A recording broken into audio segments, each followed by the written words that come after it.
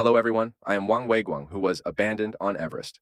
During the video live broadcast last night, netizens asked me to retell the details of the oxygen exchange platform of the South Peak at altitude 8750 meters.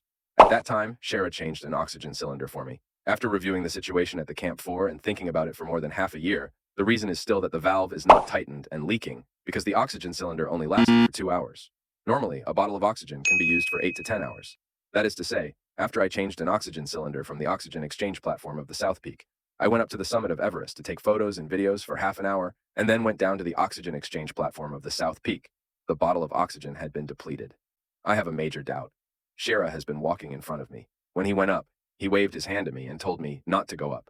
Then I dare to guess that when he turned the valve, he knew that the oxygen cylinder was leaking. When we reached the summit and descended, he had been walking in front of me. He carried away 2 backup oxygen cylinders belonging to me. According investigation report of Nepal Asian trekking, he was snowblind, but he ran faster than me. This is the photo he took at the summit of Everest. If he really can't see, can he take photos? My question is whether the 2 bottles of oxygen arrived to the Camp 4. Where are the 2 bottles of oxygen? I seriously suspected that the 2 bottles of oxygen were not carried to the Camp 4 at all. Later, I visited my teammates and got an important discovery. When we were waiting for oxygen rescue on the South Peak, there were 3 people on Everest who lacked oxygen, and I was the one who didn't get the oxygen cylinder. Here, I didn't mean to complain about my teammates. Changzi and Dawa knew that all 3 of us lacked oxygen, but our other 2 teammates got oxygen for rescue, but I didn't.